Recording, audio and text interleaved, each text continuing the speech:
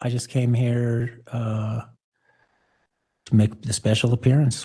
And what code are we using to create an altered version of my name, and other than the way it's supposed to be properly written?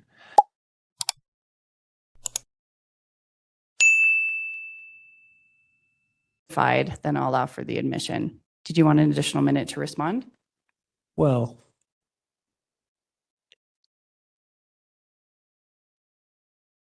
For the the prosecution. truth is that when the first stop was, the driver's license was valid. The first stop was, the driver's license was valid still. It was just the automobile that was not compliant. Okay, you have about 30 more seconds if you want to add anything else. It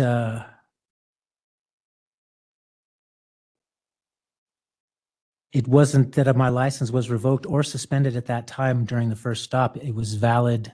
I did not have it on me. I didn't produce it, but I did not lie to those police officers about anything. And we all did our job. Okay. And that's why we're here today, is to determine whether you're guilty or not guilty. That'll be a fact issue for the jury. Any other issues for the prosecution? No, Your Honor. Okay. And so I have given, it's 8:20. We started these argument at 8:08, but then I gave Mr. Velasquez 3 minutes. Additional time. There was some issues regarding the court's advisement regarding contempt. So Mr. Velasquez, I'll give you about 10 minutes if you'd like to make a record on any pretrial issues. Go ahead. And that would be at 8:31. We will finish your argument. Thank you. Well, I'm not arguing. I just came here to make the special appearance. And I had come in. Did anyone tell you I had came and tried to get a little more time to prepare? Did anyone tell you that it took me a lot more than a usual amount of time to get the discovery? And then I had the same issue with wanting to file over with the clerk. I couldn't do anything without violating my faith. So when I couldn't do anything and commit blasphemy at the same time. I mean, I still don't understand what code we're using. What code are we using to make me go against my faith? What law what code are we using to create an altered version of my name, and other than the way it's supposed to be properly written? I've come here every time, and if I had more time to prepare, I would have better questions for you right now. But I didn't come here to make accusations. I didn't come here to make arguments. I came here just to clear my name, and that's all I ever came here for. And I've said the same thing to all the judges, and maybe I said it. I should have come in a different way, or said it in a different way, or talked to someone privately. And I did engage with a bunch of people before anything ever proceeded the first time, and tried to work something out before I became an embarrassment or a belligerent, or I still don't comprehend how I wound up being pro se in Latin when we're reading and writing in English. And if you don't understand Latin and can I ask why we use Latin and English on one document? That's my question. I don't have anything against the judicial system or lawyers or the police. I haven't hurt anyone. There's no one coming forward to say that I'd hurt them and I did anything, even if it was someone saying he's uninsured or whatever. If they were affected by an uninsured driver, that person is still not coming forward. And I really don't understand how they can be a defendant and the people at the same time. How did they do that? I'm confused. But all I can do is ask questions. I'm not here to poke at people. I'm not here to say, you need to tell me your personal business. You need to tell me why you were doing this and why you were doing that. I was going to the store to get a part for my mother's dryer. That's the reason I had to get over all the way in that lane, is because the appliance store is on that side of the street. I did not know he was behind me until I was in the parking lot out of my car. And at that point, I'm looking back and I'm like, okay, what's going on? I'm trying to get in there before the store closes. That's all I was trying to do. And that store was, if I would went to a different store that was open, I would have got in. That store closed right at 4:30 or 4. That's when I was there trying to get that part to fix the dryer, to wash the clothes. I wasn't out working for Domino's Pizza or delivering cement or anything engaged with being employed to operate. And even at that point, I had returned my license, like I told you many times. So I was not a volunteered driver. I unvolunteered and said, way before it was suspended, I returned the license. And I'm not trying to say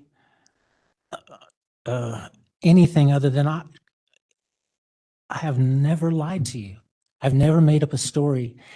I was offered a deal and I would have to lie.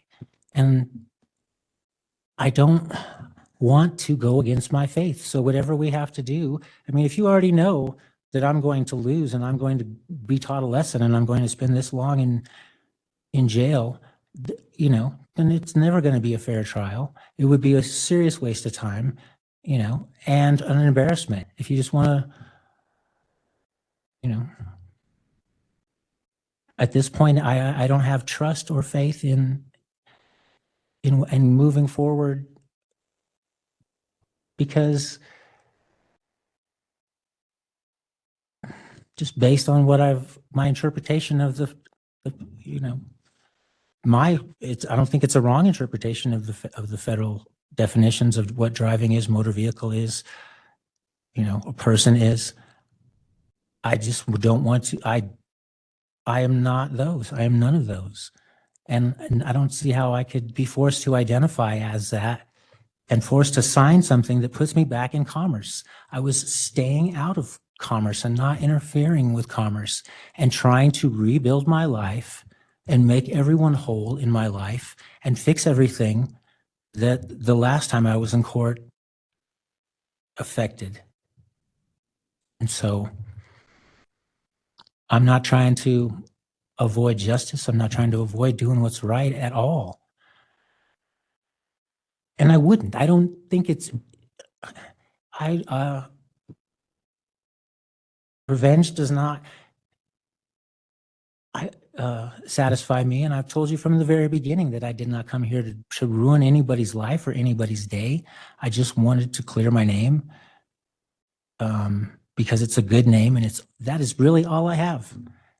That's all anyone has. And my reputation is being affected by this, and my mother's health is affected by this, but I'm not lying to her. I'm not like going home and saying, these guys, I'm saying the principle of the thing, she's doing her job and she believes. I've told everybody this. You may never have heard it, but I've told everybody. I know you're doing your job. I know you do good things. I've seen all these people who can't govern themselves, and it's dangerous. And they need to fear the sword that you wield for good reason. And I understand all of that. And I wasn't coming to the state and saying that they owed me anything either. I was just saying, I just want to fix my name. And they didn't respond, so I had to take it upon myself, and not to take the law into my own hands, but to take my life in my own hands and say, how did I get in this situation? How did I get in that situation? It's my fault.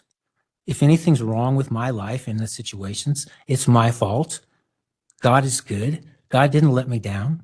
I'm not depressed. My life is still full of joy, regardless of what goes on. And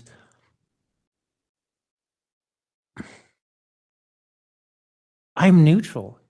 I'm not on anyone's side because I have to care about everyone's final destination more than who's right or who's wrong. I can see why they're right. I can see why you're right, and I can see why I'm right. And I can't understand why the other three men and women in this courtroom can't seem to agree, all seem to agree together before we bring in the public, before my good name gets any more tarnished. I don't know how to obtain any proof of a token of identity, or not identity, but just a proof that would prove my faith is harmless to law enforcement in case they encountered me while I was out doing my ministry. I seriously have attempted to, because I understand that it is your occupation to take care of this country and the people that live here. And You have 30 more seconds. I respect that. Man to man, or however you would take it most respectfully. But I just believe that we are the same. We are the same. These accusations and I don't have the intent. But I apologize for wasting your time, and I apologize that I took it this far. And with both, in the time that I've been in your courtroom, I've seen enough to know that, you know, you do need to stand up like you do, and you do need to do it like you do. But in this one case, where a man has done nothing but his due diligence to try to correct it, in this one case, I'm innocent. So you have a right to trial. That's why we're here. Yeah. I'm going to give you another minute just to make any record, because you mentioned that a continuance. So I want to ask you what those grounds for the continuance is, and then I'll ask for the prosecution's response. I don't need it. I was just trying to be more prepared, but really, I didn't come here to ever cause controversy. I just handled it the way that I handled it, in honestly and truthfully, without, you know, because I am born again. I know firsthand when I was born. I know my date of nativity. I know who my father is. I know that I have to, you know, in order to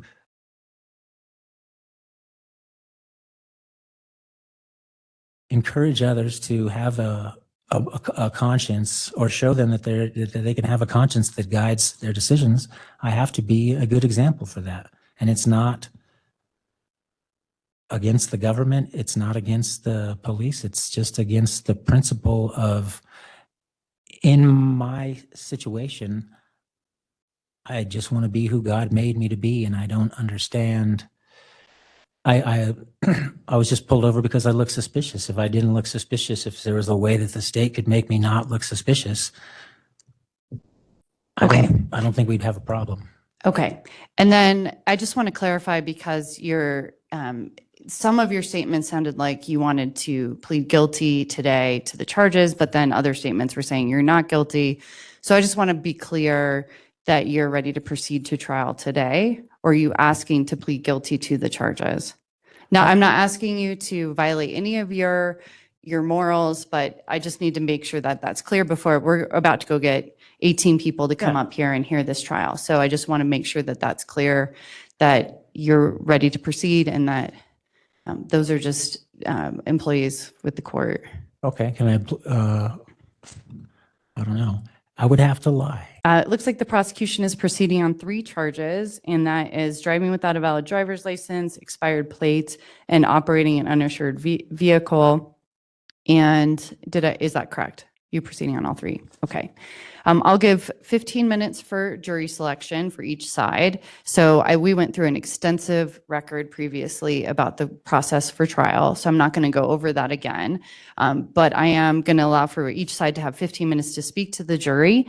I'll give each side a 2-minute warning once they are in the for each of the things that you'll be speaking to on those times. So 2-minute warning for the voir dire or the jury selection. I'll give 10 minutes for opening and I'll give a 1-minute warning for that. And then I will give if we're starting closings before 4 o'clock, I think it's a pretty simple case. I'm going to give 10 minutes for closing argument for each side. And again, I'll give a 1-minute warning for that. So for jury selection, you'll exercise your 3 peremptories. So you can excuse a juror, and I'll explain this as we go forward. But you'll get do you all have seating charts? No, Your Honor. Okay, we'll get you a seating chart, and you'll exercise your peremptories with the people that are called the presumptive panel. So if they're the 1 through 6, if everyone's happy with 1 through 6, those are the people that are going to be on our jury. But for each peremptory, if someone exercise a peremptory, for example, if they kick number 6, then number 7 will be on our presumptive panel. So you can either accept as situated or use your peremptory. We go back and forth until either party has exhausted their peremptories or has accepted as situated. I can answer questions about that procedure once you see it. And so I think that is the court's. I do not allow for long speaking objections, so you can say objection hearsay, objection expert testimony. If it requires a bench conference, then you can ask for a bench conference, although if we need to move the trial along, I may decline to have a bench conference. What I will tell you is that at every break, I give you an opportunity to make that record, so that additional record will be deemed contemporaneous from the point that you have made that objection. All right, are there any questions for the prosecution? I'll give you 2 minutes for questions. None from the people, Your Honor. Any questions for Andrew for the defense? I'll give you 2 minutes. When I object, if I object, is it interrupting? No? So if there is something that you believe is coming out at trial that you need to object to, you can stand up and say objection. You can then I guess if someone's testifying to something and in the middle of a sentence, you can say objection, and then I'll give you a chance. But if I'm ruling on something, we don't interrupt each other. Or if the attorneys are speaking, we don't interrupt each other. But you are allowed to stand up and say objection.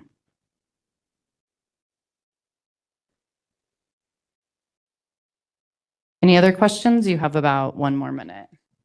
I didn't get any evidence submitted, so I can't submit anything, right? This is trial, and that's Okay. where you would submit your evidence is at trial. So you would have to lay the foundation, what we call foundation under the rules of evidence, as to the evidence that you would like presented. So you would show a copy of whatever you'd like to provide to the jury, and then the prosecution would have a chance to look at it. And then if you would have to have a witness with personal knowledge to be able to admit that document, unless there's exceptions, like a certified document, there's rules that would allow for that. So today is the date that you would present any evidence. So what will happen is once the prosecution has presented their evidence, we talked about the process for trial previously.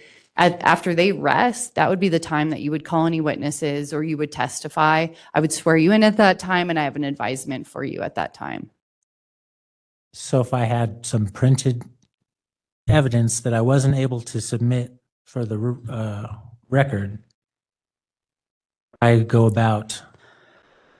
So I could again, talk about it. if you want to talk about your evidence and what you'd like to, it depends on the strategy that you'd have. If you want to wait to the moment that you can try and admit it, ultimately someone has to lay what's called a foundation or the proper foundation for that it's authenticated and that there's a rule of evidence that would allow for it. So you can attempt to admit it, and then it would be there for the record if it's not admitted, but that's kind of the process. Okay, so should I just try it now?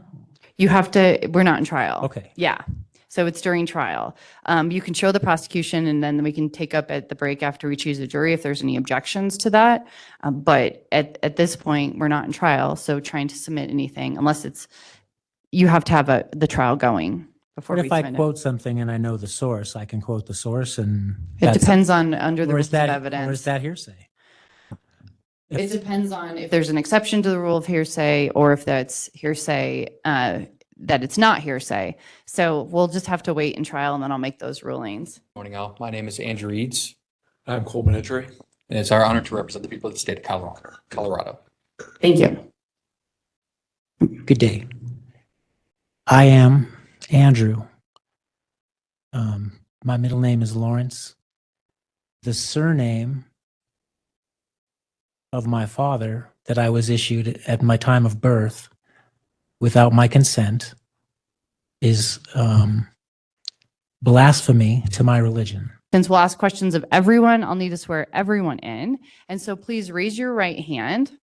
And do you and each of you solemnly swear or affirm under penalty of law to answer truthfully the questions asked by the court or counsel concerning your service as a juror in this case? If you agree, please say I do. Okay, thank you.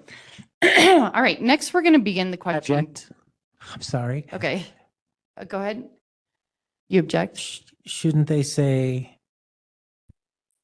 I do hereby solemnly swear, so that I know that when they say do hereby, that means that they are going to obey that oath from now until they're done judging me, and that it doesn't mean if I say I do solemnly swear, that doesn't mean like when you feel like it, because it hasn't taken effect. It's like occasionally I do. That's not a solemnly requirement swear. under the law. So But the word here. I'll let you make I'll let you make an additional break at the record The word- or at the additional record at the break, but that I'm going to overrule your objection.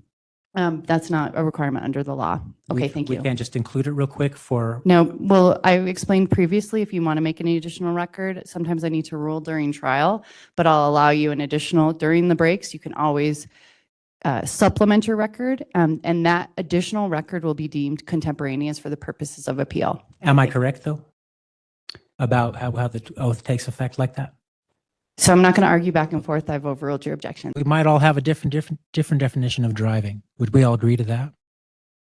Like your definition of driving may be different than the code of that the federal regulations of the government uses may be different than your definition of it. No, nobody agrees with me. Federal definition of driver means any person. Was that a man or a woman?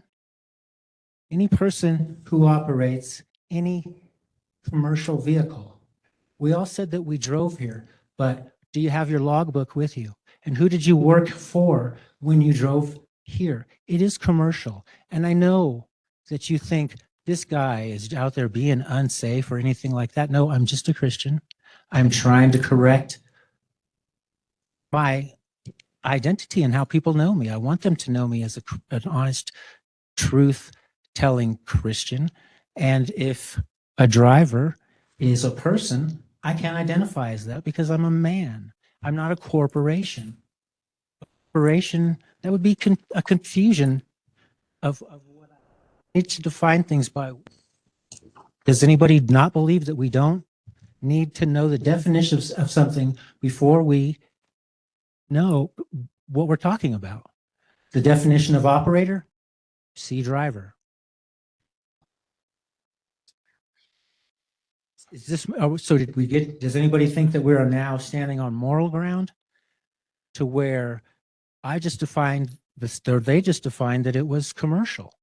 That means you're getting paid.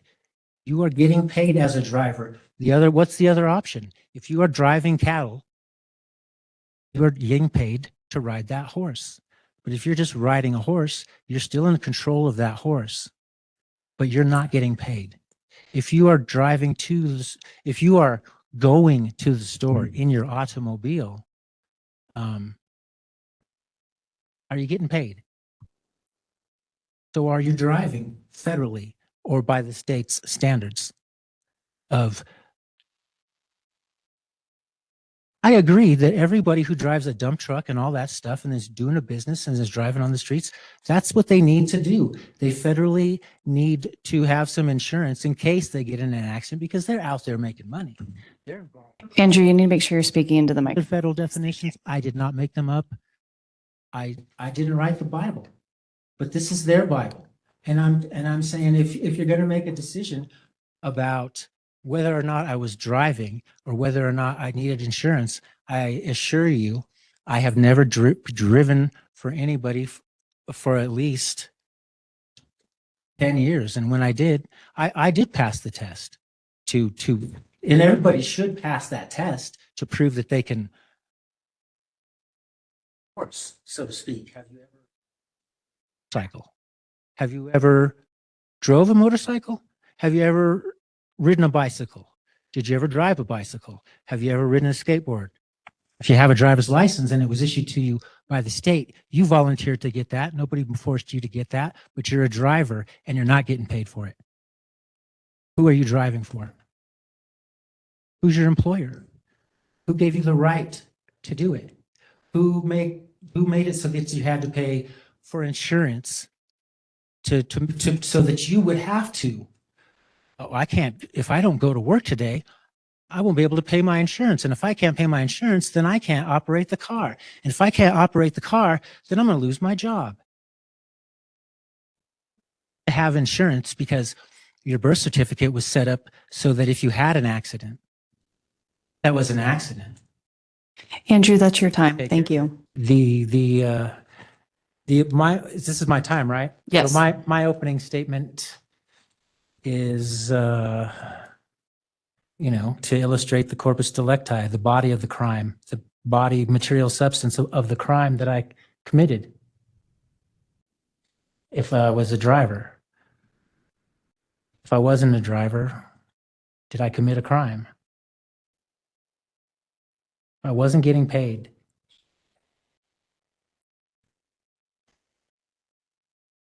There would be like the corpse of a murdered man is corpus delicti. There would be a victim. I would surrender my rights to be a Christian if there was an injured party or if I had damaged someone and made someone whole, or to make them whole again. In this case, the mens rea is a guilty mind, a guilty wrongful purpose, a criminal intent. Really, I was on 44th and I turned on a Kipling and I merged over 2 lanes to get into Jensen Appliance to get a part for my mother's dryer. But was I driving?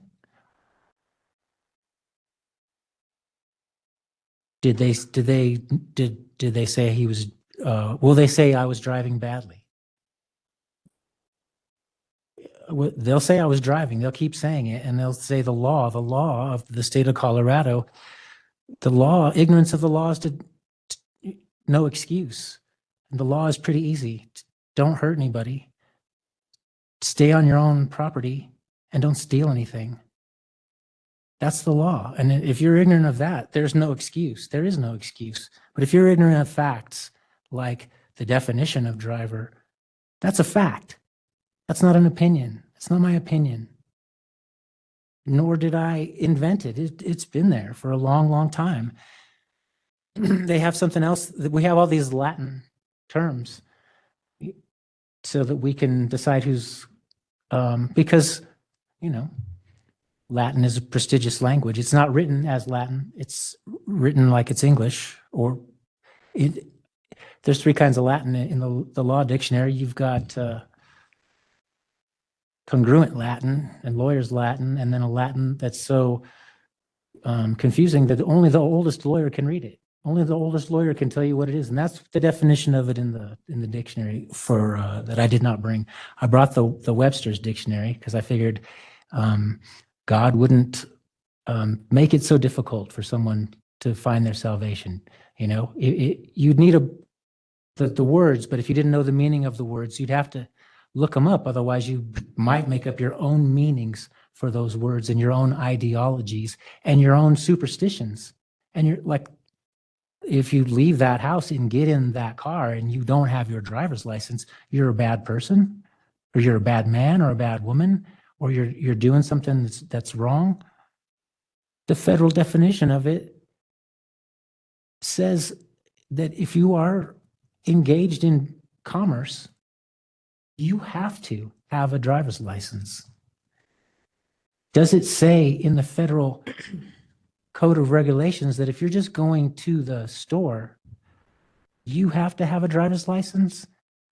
You know, people aren't aware that there's lots of terms inside the code of federal regulations, like private motor carrier for hire, private motor carrier with more than 12 passengers and stuff like that. Well, unfortunately for you, this isn't a federal case. This is a state case. So those definitions and statutes don't apply to your current situation. And also people don't understand that, you know, how to grammatically read and write English. I have, you know, copies that from the Chicago Styles Manual, 17th edition, which tells you that what an acronym is, how to write a proper name properly, how to write a corporation, how to write American Sign Language, because American Sign Language is written in all capital letters because they don't have any lowercase letters. And it's like Latin, that they join the words together with like a dash or a period, but there is no direct translation between American Sign Language and English. Those two words, if you see American Sign Language and English on the same piece of paper, like a contract, those words don't mix together. There is no nexus of the mind for someone who doesn't speak the other language to sign with full consent and full knowledge that they've fully been disclosed everything, if part of it they don't understand, but they're just trusting the other person, just trusting them, some stranger. Well, I say it is, I can read it just fine. But this will tell you that if you wanted to write something in all capital letters, there's an acronym. And if you know what an acronym is, it's like NAFTA or UNICEF. You turn a word into, you turn a bunch of words of a title into one word, and then you write that in all capital letters. And the fact that it's written in all capital letters, that is for an English reader to determine how to decode what this communication is saying. There's, with respect to corporations, the Styles Manual. The Styles Manual tells you how to write everything. It is like the Bible or the Webster's Dictionary or a law dictionary. These are authorized sources that have authority. I didn't go and say, I heard this and I heard that. I do not like hearsay. I do not like rumors. When you know, everyone pretty much admitted to not being religious. So I'm going to talk about the religion of Catholicism for a minute, because it relates to, you know, a baby is born and it has two sponsors, a godmother and a godfather, and they baptize that baby into the religion. And it's like that. But did that baby say, oh yeah, I want to be a Catholic? Because in my faith, you would have to believe first and then be baptized. Because it is not the action that saves you, it's the faith.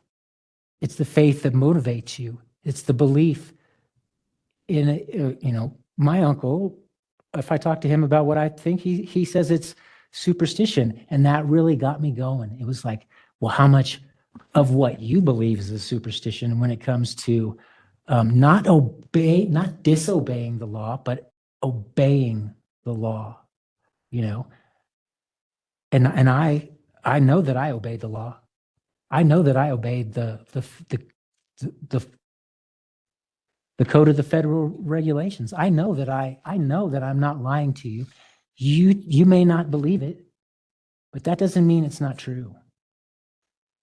there's no reason for me to come here repeatedly. I've come here and there was a point where I was going to have to go for a competency evaluation, and I didn't want to do it. I thought that, competency evaluation, you're asking me to testify against myself. I don't want to do that. You have 1 minute. I want to submit myself to a medical examination or a scientific experiment. Where's the law? Because I'm not claiming to be an American. I'm saying that if Americans can enjoy the Fifth Amendment and not have to testify against themselves, can a Christian in America not have to testify against themselves, not have to condemn themselves? All right, officer, if you want to come up here, I can swear you in. Please raise your right hand. Do you swear or affirm under penalty of perjury that the testimony you're about to give will be the truth, the whole truth, and nothing but the truth? Okay, thank you. And just make sure you're speaking directly into that microphone, and that chair is not on wheels, so you have to kind of scoot it. The easiest thing to do is just move the microphone back and forth. Thank you. All right, and go ahead, your witness. Thank you, Your Honor.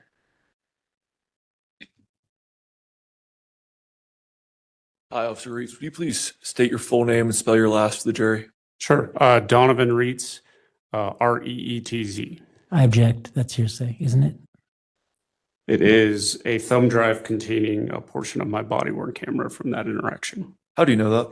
I previously reviewed it earlier today. Is it a fair and accurate representation of that body-worn camera footage? Correct. Your Honor, permission to admit and publish People's Exhibit 3. Any objection to the admission of Exhibit 3? Sure. I object. It makes me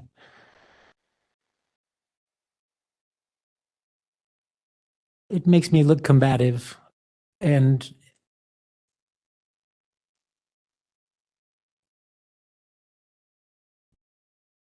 the issue I thought was whether the accusation is whether I'm driving without insurance, not how I'm acting. Did you have a problem with how I acted? Did you want to write? So you'll have a chance. Yeah, you'll have a chance to ask questions. I'm just going to find, based on the court's previous ruling, but also that the proper authentication has been laid to authenticate a video. I'm relying on a case, People in Interest of MV 432 Pacific 3rd 628. It's called a Supreme Court case from 2018. So they've laid the proper, what we call authentication foundation. And then based on the record, there have been previously objections to hearsay, but based on the court's understanding of what has been admitted, it would be what's called a party opponent, statements made by Andrew. And so I will allow for the admission. Thank you. Thank you, Your Honor. I'm glad we did this. Are you? Why is that? Get it all cleared up? Well, because if I need a driver's license plate to move around, then they should give me one because I wasn't born with it. And if I have to get a job and volunteer and use that last name to get one, that makes me a slave.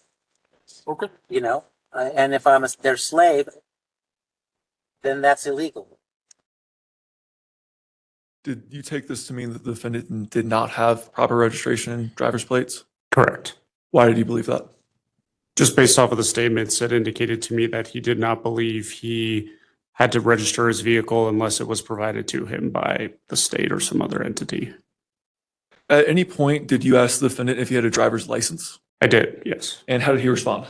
He stated he did not have a driver's license. I'd like to turn your attention to Marcus People's Exhibit 4. This is the other video we showed you earlier this morning. Permission to approach, Your Honor? You may. Thank you. Another segment of my body-worn camera from that day's interaction. How do you know that? I previously reviewed it. And is it a fair and accurate representation of that body-worn camera interaction? It is, yes. Permission to admit and publish People's Exhibit 4, Your Honor. Any objection for the defense? You're shaking your head no? Okay. Okay. Do you have your license on you? I don't have a license. Okay. Will you? At any point, did the defendant produce a license? No, sir. And at any point, did you ask the defendant if he had valid and current proof of insurance? I did, yes. And how did he reply? He stated he did not have any proof of insurance. I'd like to turn your attention on some Marcus People's Exhibit 5. This is the other video we showed you this morning. Permission to approach, Your Honor? You may.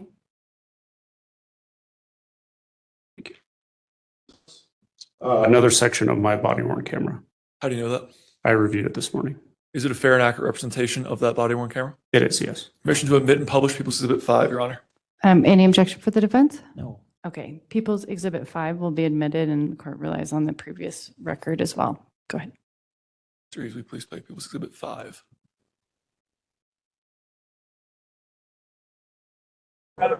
Do you have insurance on your car, sir? My birth certificate is my insurance. In the state of Colorado, is a birth certificate valid insurance? No, sir, it is not. How do you know that? Pursuant to Colorado statute, anybody operating a motor vehicle on a roadway in Colorado must have valid insurance through an insurance company. You spoke with the defendant a fair amount on March 26, 2024, correct? Yes. What rationale or arguments did the defendant give as to why he did not need to comply with these laws? He repeatedly stated that they were fraudulent. When I issued him this summons for this incident, he stated it was fraudulent as well. He denied his, I believe it was his last name as a legal name, and that he only identified as his Christian name of Andrew. Just various statements along the lines of those. To your understanding, does having a driver's license, proof of insurance, or license plates have anything to do with people's First Amendment rights to religion? No, sir, they do not. And you've been an officer for how long? I'm in my 8th year now, sir. And roughly how many tickets have you given for any of those 3 offenses that we're here upon today? Probably in the several hundreds, sir. And were any of those tickets found fraudulent? No, sir. No further questions for this witness at this time, Your Honor. Okay, thank you. Andrew, do you have any questions for this witness? I think we've gone over this before, but I just want to make sure that you're within the bounds of the rules of evidence. So it has to be a form of a question. And so if you would like to testify, it would be at a later point in the trial. You also have to have it relevant to the day in question. And so I'll just give you those. I think I've explained that before, but just make sure you're within the bounds that sometimes when someone's not represented, the type of questions that they ask that could kind of end their cross-examination if they're not within the bounds of evidence, rules of evidence. So do you have any questions for this officer? I do. Okay. Good day. It's good to see you again. No hard feelings. And I think Oh, sir. by the time we got there, we were friends, or not friends, but, not enemies. And so what's your definition of a motor vehicle? So it's a vehicle that's self-propelled, driving on any public roadways in the state of Colorado. What's your definition of a driver? Person in immediate control of the vehicle that's operating the vehicle. How about an operator? Roughly the same definition as a driver. They're synonymous. Now, if what's the caliber of your weapon and how many bullets do you carry? Objection, relevance. Sustained. Okay, well,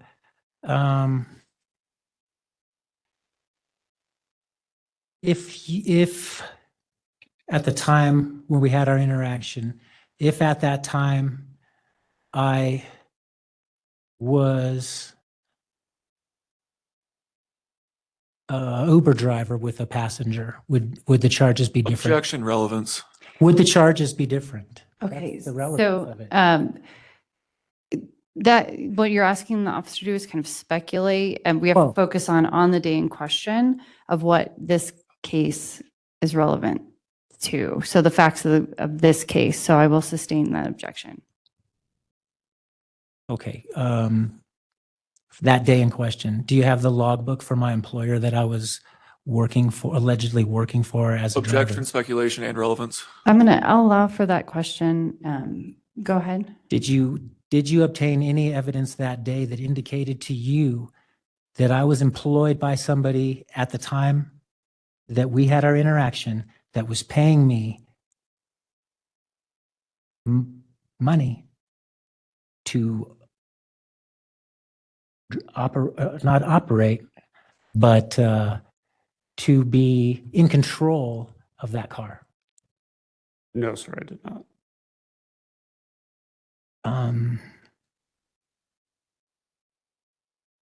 Do you think I was surprised when I saw you?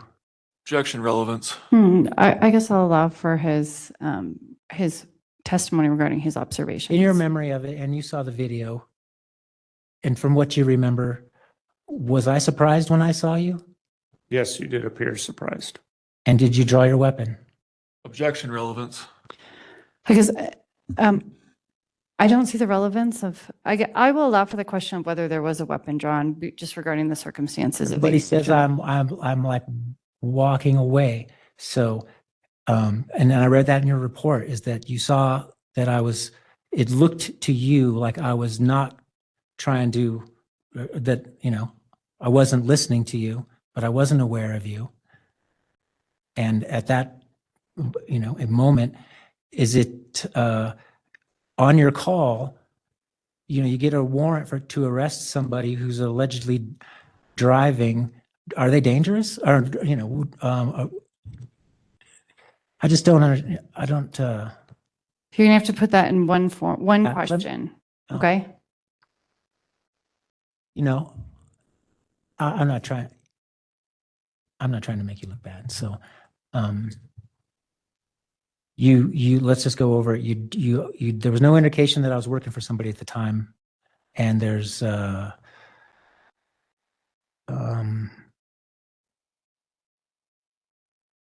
weight of the vehicle is it considered,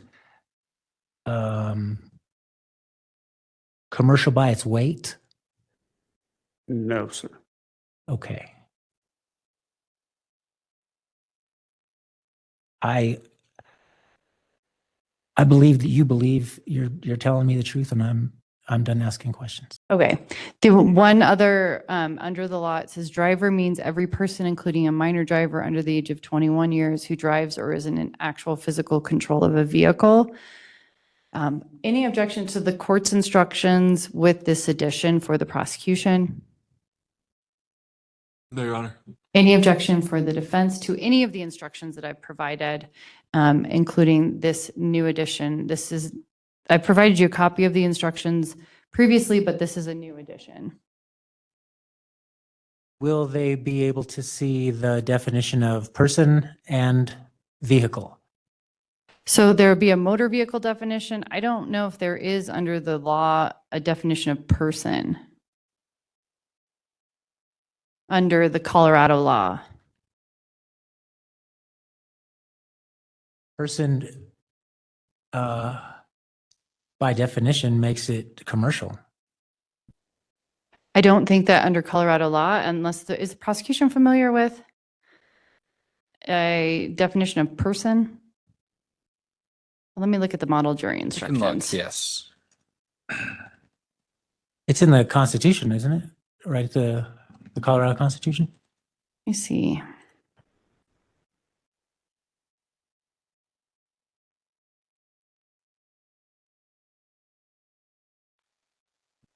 I'm looking at 42.102 for the definitions under the traffic code. There is not a definition under as far as person. It's hard to search the definition of person because there's in the model jury instructions, there is about 3,500 uses of the term person just in all of the statutes or the law. Let me see if I can look it up in the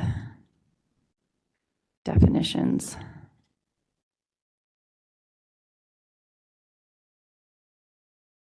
And then under the model jury instructions, I'm looking up the definitions that they've included.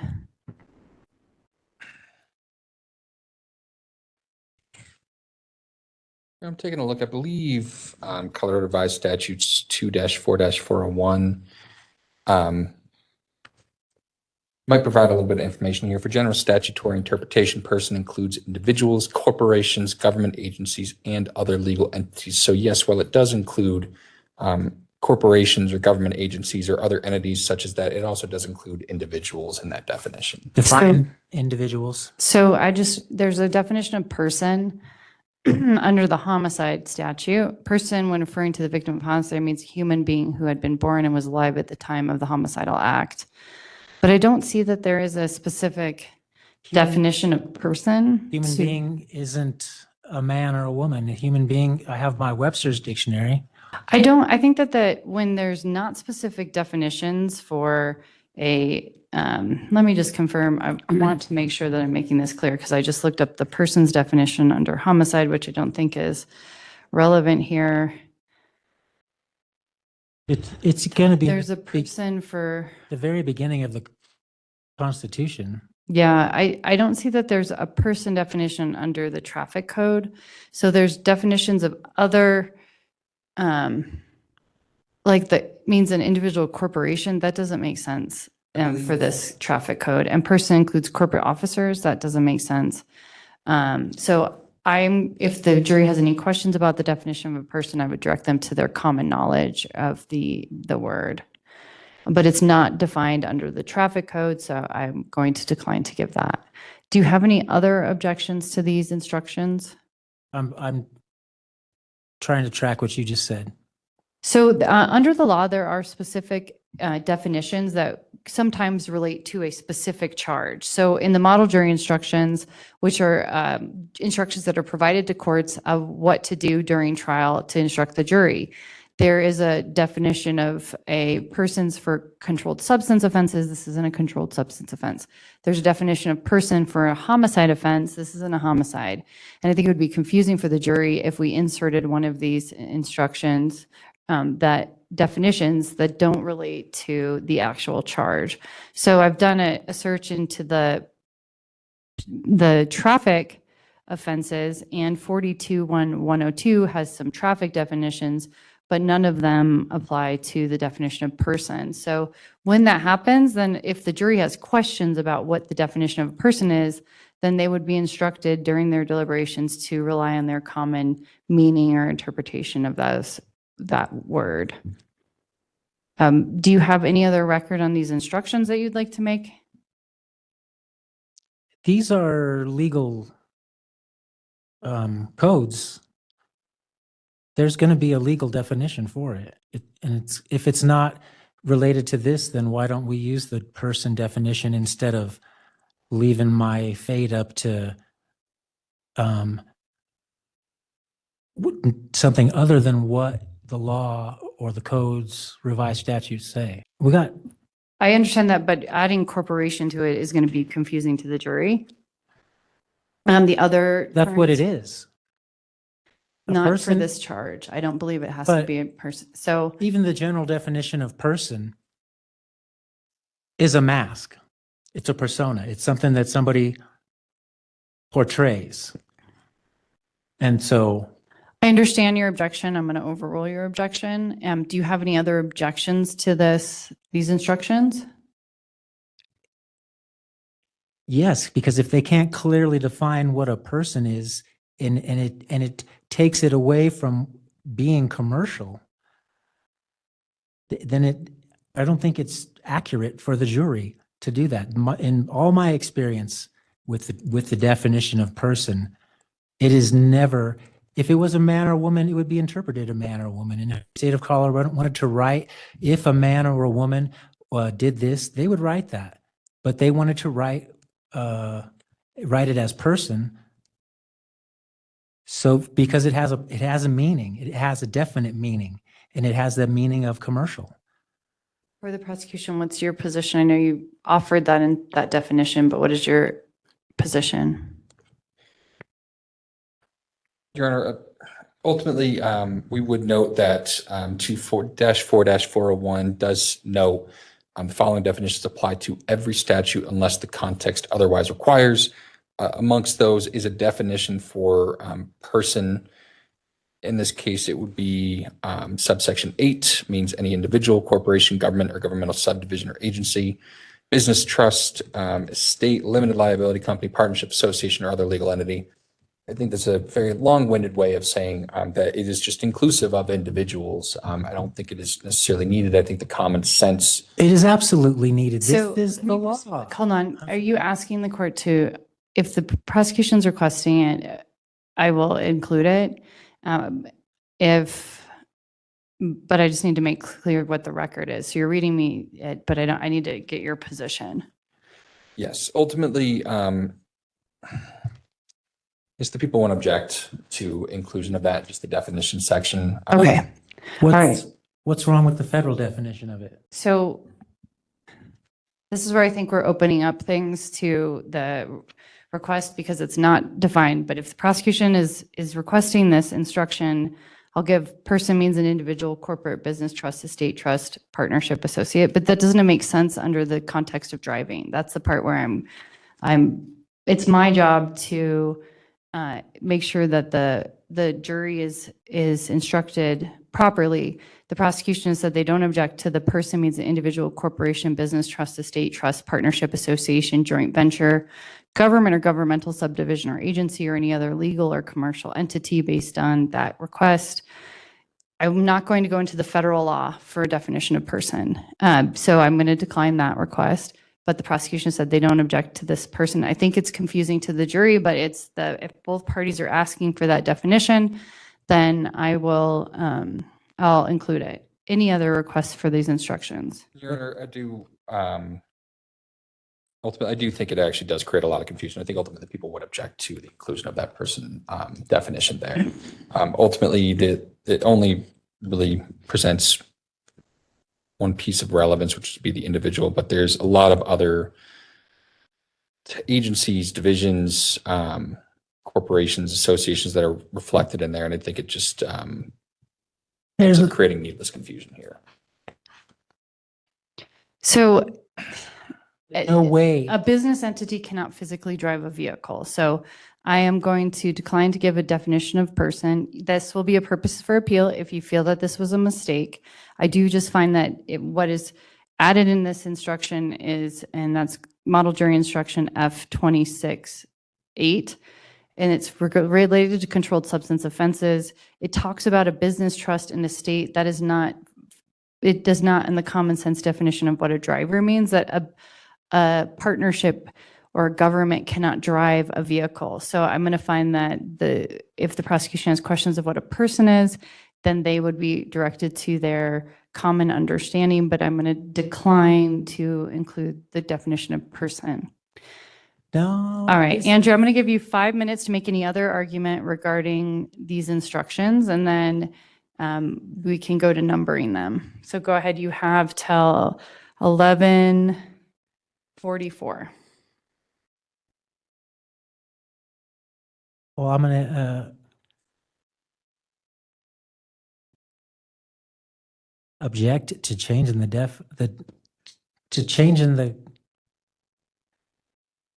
to a code that suits your purpose, or suits their purpose.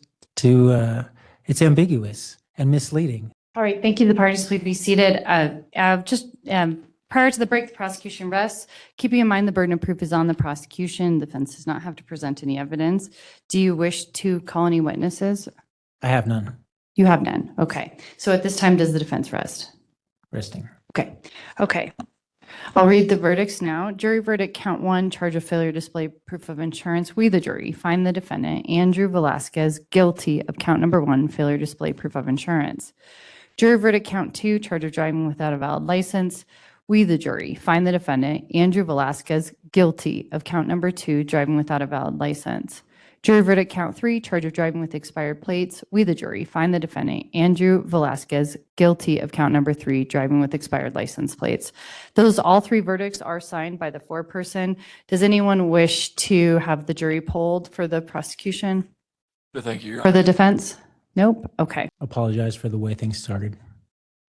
Okay. And it wasn't very becoming of who I want to be seen as. Okay. Thank you. Are you still driving then? You're not driving. Okay. Here's my concern is, there's people just like you that are working a day-to-day job that can have a car that barely runs, are scraping together insurance, and they are going to be in a bad situation if you're driving and you hit them, because they might have just insurance that if they hit someone, and then someone might be able to not have their car to get to their job, get their kids to daycare, and they don't have anyone to pay that insurance, that money. And you seem like the type of person that takes into consideration the suffering of others in the world. And if you live by your faith, then you would understand that one of our jobs is to make sure that we don't create suffering in other people. So I think that you have sort of a legal objection at times to having insurance, but I hope that you understand that that could affect someone that's just like you, or a single mother, or all of these things. And so I hope that you take that into consideration when you're going forward today. Because you don't have any prior no proof of insurance, you've already served 3 days in jail on this case for failure to comply with the competency evaluation. So I'm not going to impose any additional jail. And because this is your first conviction for no proof of insurance, you have a mandatory minimum of a $500 fine. And so I will impose that mandatory minimum $500 fine in count 1. And the no valid operator's license, I will impose a $100 fine. And then count 3, the expired plates, that's a $50 fine. So I am imposing quite a bit of fine on you, but I'm not going to impose any jail at this time. So you can set up a payment plan. Any appeal needs to be filed within 35 days of today's date of the court's decisions in this trial.